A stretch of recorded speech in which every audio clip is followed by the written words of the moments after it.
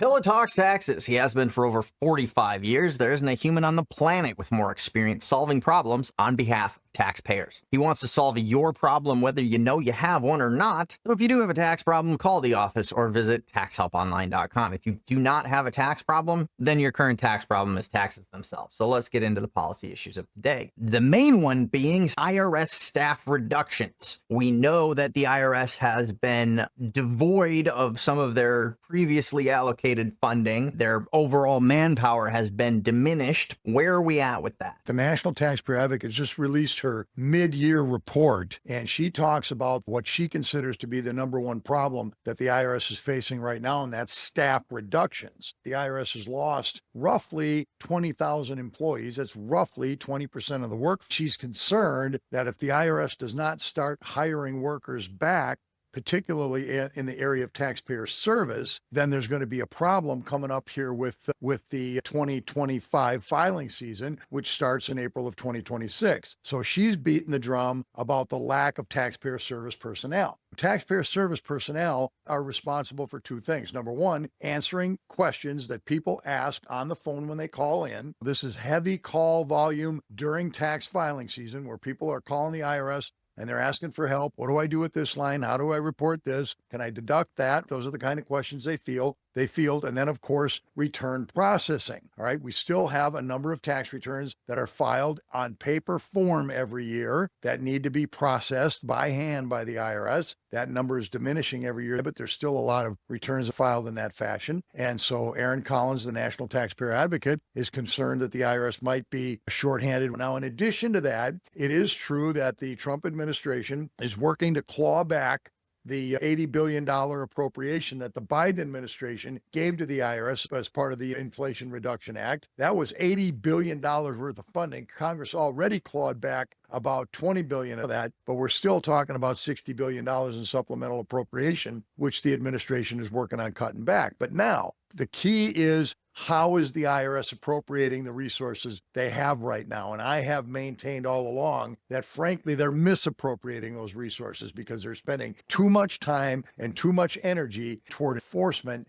and not enough time and resources are being dedicated to taxpayer assistance, outreach, taxpayer education, and problems resolution. I saw a video of an IRS lady. I don't know what position of authority she had, but she was testifying to Congress that she believed enforcement was a reward to the voluntary complying taxpayers. Somehow implying that I would like to see someone ground into powder just because I paid my taxes on time and they didn't. Yeah, and I don't know who that testimony was coming from, Josh, and I didn't see the video that you talk about, but I will tell you this. It's a common theme with the authorities inside the IRS, especially the higher up authorities, how honest people pay more taxes because of tax cheating. This is something that I have pounded on for years. That is completely nonsense. There is no line on your tax return. If you study a tax return, and I challenge anybody to study a tax return and look for the line on the tax return that says something like additional taxes you have to pay because other people cheat on their taxes. There is no such line. Your tax return, the amount of tax liability that you owe, is based on the law and facts of your case only. Whether other people pay or don't pay has no bearing on your tax liability. Your tax liability is fixed based on the law and your facts without any external pressure. Now, here's the other reality, and I've seen IRS commissioners say this over and over again, that one of the reasons we have recurring deficits is because of tax cheating. There's no question that tax cheating is not desirable, but the reality is we have deficits for one reason and one reason only, and that's because Congress spends too much money. The fact of the matter is that the IRS roughly anticipates, and this is an inexact science, all right? They use procedures to determine the so-called tax gap. The procedures they use to determine the tax gap are flawed, but the tax gap is a phrase the IRS and tax policy experts use to determine the amount of money owed to the IRS but not paid. In other words, an attempt to measure tax cheating. The IRS will take the position that the most recent tax gap numbers are roughly in the area of about $400 billion a year. Now, $400 billion a year is a lot of money. There's no doubt about that. But the fact of the matter is, if the IRS collected every nickel's worth of the tax gap, they still would not have enough money to even come close to balancing the budget in 1 year. The problem is Congress spends too much money. The government of the United States has no respect for the time and effort it takes taxpayers to earn their income. They have no respect for the fact that people are living on half their money between federal, state, and local taxes. The tax burden in the United States of America is roughly 40 to 45%. In some states, a little higher than that. And so you're living on roughly half your money, and Congress has no respect for that. What drives tax cheating, we need to understand this as a culture, because this fact informs how we look at tax reform. What drives tax cheating, first and foremost, what drives tax cheating is a complicated tax system. The more complicated a tax system is, the less willing people are to screw themselves into the ground to try to figure out what they're supposed to do. And so I would argue that that's really not tax cheating at all. That's lack of understanding. And so that's number one. Number two is the perception that other people are getting away with things that I'm not able to get away with. And who drives that? That perception is the leftists in Congress and in the Senate, when they consistently say over and over again, rich people pay no taxes. That's absolutely not true. Rich people pay all of the taxes. And these numbers are well documented, and I've talked about this. The numbers come right out of IRS and Treasury data. The fact of the matter is, high income taxpayers, those in the top 20% of income earners, are paying virtually all of the income taxes that are paid. So we've got a wildly complicated system where the complication leads to the perception on the part of a lot of people that others are getting away with something that they can't. This drives tax cheating. Congress has the means within its grasp to fix those two problems, and they will not do it. I would argue there's a secret third thing the government also refuses to do that is a massive driver of tax cheating, and that is transparency and accountability. Why should we want to pay our taxes voluntarily? Why would we voluntarily comply with a tax when we know that my tax dollars last week were used to blow up your tax dollars from 10 years ago? Like, I don't understand why should we be paying taxes? My tax dollars blew up your tax dollars. The Obama administration sends hundreds of billions of dollars to Iran that they use to enhance their nuclear capabilities, and the Trump administration uses tax dollars to blow up the nuclear capabilities that were only built because we sent the Iranians tax dollars in the first place. Of course, never heard it put that way, Josh, but you're exactly right. My tax dollars blew up your tax dollars, and you're completely correct that this perception of waste, fraud, duplication, absurdity in the federal government drives the desire to cheat. That goes along with the idea that I talked about earlier, that a complicated system creates problems. You add to the complexity the fact that Congress has no respect for the amount of effort and time that takes for people to earn their money, and they just waste it. And that fuels the fire on cheating. There's no question about it. And this is why it is so important, in my opinion, that we adopt a consumption tax that's uniform across the board, that's assessed on all consumption goods and services at the point of purchase. Everybody pays the same rate of tax. Rich people will pay more because they spend more. Poorer people will pay less because they spend less, but everybody pays the same rate of tax. There is no complexity mixed into the system. People clearly see what their responsibility is, and it's very easy to comply with the responsibility.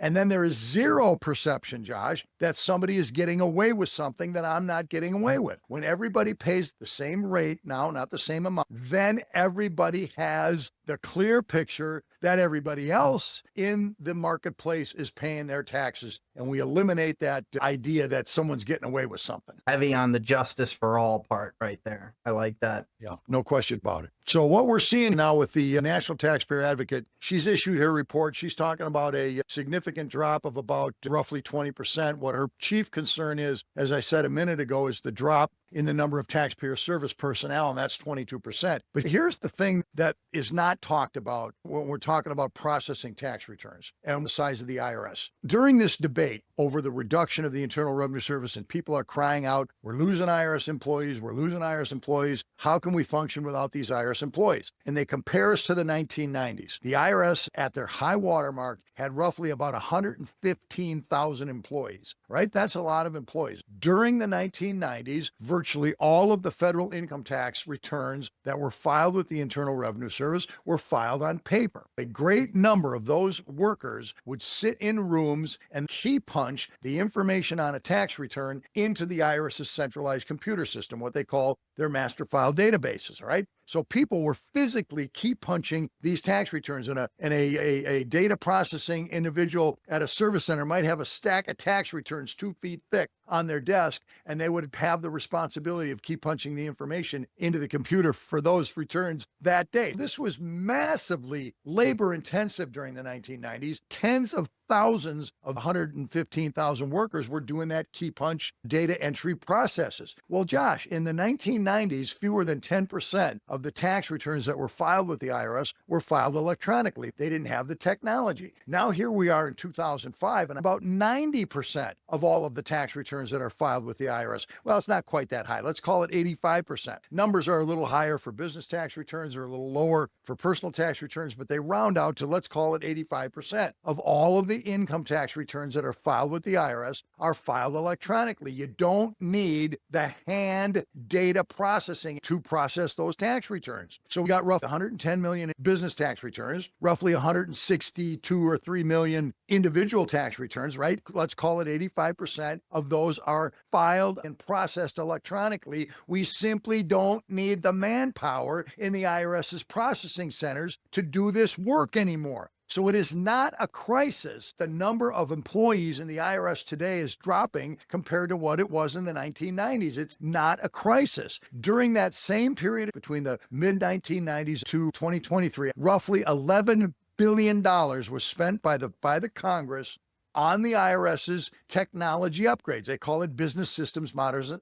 Well, I was just going to say, technology should be shrinking their workforce almost exponentially at this point. I mean, with the rate of how often electronic things are taking over analog processes, it really shouldn't be at the level, the IRS's employee count shouldn't be at the level it is right now, except that they keep kicking the can down the road with their upgrade. Yeah, and what happens, well, you're exactly right. With $11 billion in technology upgrades, business systems modernization, the IRS has done some remarkable things with their computer technology, not the least of which is the ability to electronically process the information returns that are filed. Josh, there's roughly 3.5 to 4 billion, that's with a B, information returns, Forms W-2 and 1099, that are filed with the IRS every single year. The IRS processes those information returns. By the time the filing season starts, they've got that information pretty much encapsulated into their systems so that they can use their computer systems to compare information returns with tax returns. They're processing these electronically filed tax returns. This happens every single year. So you're exactly correct. The IRS does not need this labor-intensive workforce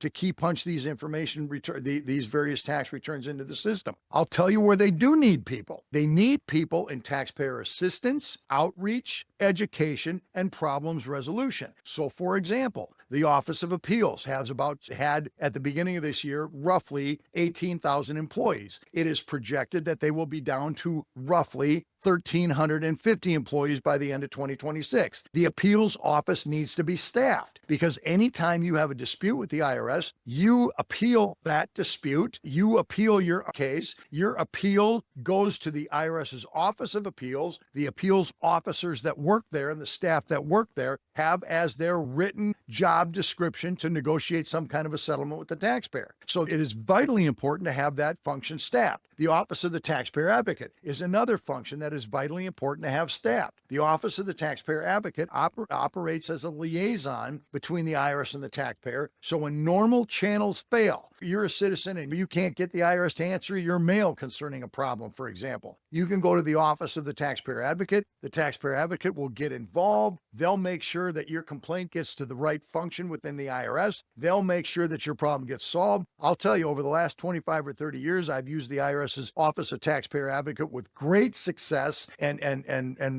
very good outcomes in virtually every one of the cases that I bring to the Taxpayer Advocate. We get some kind of a favorable resolution. At least we get the Taxpayer Advocate involved in helping us get to the right place so we can get a resolution. That that office of the taxpayer advocate needs to be staffed out of the examination function, for example. The vast majority of examinations that the IRS does are now electronic examinations. They don't do face-to-face examinations at the same rate they did in the 1980s and 1990s. It's not even close. And the reason is because of the technology that they have now. I was that just allows gonna the IRS to look at tax returns. I want to pick that thread a little, pull that thread a little bit. My question is, the biggest portion of IRS employees, what do they do with the IRS? According to this chart I have here, the biggest part is taxpayer services, where they're continuing to process tax returns and answer taxpayers' questions. So my question then is, to what level can AI do this job better than the people that they actually have staffed there? That's a good question. The IRS has been working on developing AI for a long time. In fact, I wrote a report about 7 or 8 years ago criticizing AI because, who the heck knew what it was back then? And my thought was that the tax laws are so complicated and changing so often. How are you going to be able to build computer programs to answer these anticipated questions? Well, now with AI models the way they are today, it is far easier for me to believe that they can use AI with some level of effectiveness compared to what I thought 8 or 10 years ago. So there's no doubt about that. One thing is for sure, Josh, we know that when people call the IRS for answers to their questions, I'm a taxpayer struggling with a question on my tax return, I call the IRS. The IRS uses a number called level of service to determine how many calls actually get answered. And that level of service is between 15 to about 35%. You have less than a 50-50 chance that when you call the IRS for help, you're going to get anybody to answer the phone, never mind the question. So it seems like technology needs to be implemented in that area immediately. Yeah, no question about that. And the IRS has been talking about doing that. And it's just, I think there's reasons why this doesn't happen, but it hasn't happened. The other thing is, once you get somebody on the phone, what is the percentage chance that you're going to get a correct answer? And that's way less than 100%. In years past, it's been as bad as 50-50, where you might flip a coin as to whether you're going to get the right answer. And I think that might be the biggest argument for AI chatbots to take over some of these jobs, especially some of the lower level ones. For what reason should you be able to get a better result out of a chatbot than you can out of a human being working for whatever wage they're working? It's particularly true when you think about the scope of the tax code. The tax code consists of more than 4 million words. They have been changed more than 6,000 times since 2001 alone. The IRS's training materials are far too vast and far too broad to expect us to believe that any one individual or group of individuals is going to grasp that information at such a level that they will be able to consistently and accurately provide answers to taxpayer questions, particularly in light of the fact that the law keeps changing year after year after year. How can human beings keep up with that? Well, unfortunately, the same human beings that have to keep up with that material have to program the chatbots too, right? But once you program them, now you've got the capacity to use those computers to answer these questions with at least consistency, if not accurately. At least they'll be consistent because you got the computer program providing the answers. All of this verifies to me that we are on the wrong path with the income tax and the Internal Revenue Code and spending billions and literally hundreds of billions of dollars on computer upgrades. We have to abolish the system and go to a simpler, more refined system, which clearly a retail sales tax. I definitely agree with you. The simplest option is to abolish the income tax rather than trying to capture every aspect of income in existence. The Internal Revenue Code is, in a very real sense, a Tower of Babel. I wrote a report, I called it a monument to deficient wisdom, a phrase used by Alexander Hamilton in the Federalist Papers when he was describing the need to abolish all of the laws on the books in the what were the colonies at the time, and to create some comprehensive federal code at the national level to simplify the whole thing. Hamilton used words to the effect of, what difference does it make if the laws are written by people we elect, right? If the laws are too complex to understand and too voluminous to ever read in the first place. It doesn't matter who writes them. And that's exactly what we're dealing with right now. Congress, our elected officials, write the tax laws, but so what? The laws are too complex to understand and too voluminous to read. So what good is it? It's really not representation when you can't see what it says for yourself. This is what Luther was complaining about with the Catholic Church. Just seems like history repeats itself over and over and over again. And on that note, I think that's all we have for today. So thanks for watching, taxpayers. Remember, there's no such thing as a hopeless tax case, except maybe the income tax code itself. But if you think your tax case is hopeless, get a hold of Dan here. He can help you see the daylight. Call our office, visit our website, and he will be able to help you out. Dan, tell them where else they can follow along with your taxpayers' rights crusade. Yeah, absolutely. Follow me at Pillow Talks Taxes. I'm primarily on TikTok, Facebook, True Social, and right here on YouTube. Make sure you like and share and subscribe, and especially share these videos with your state and federal representatives. And if you have a tax problem, go to my website right now, TaxHelpOnline.com. Buy any book off my website at any price point, and you get a free 15-minute consultation directly and personally with me. TaxHelpOnline.com.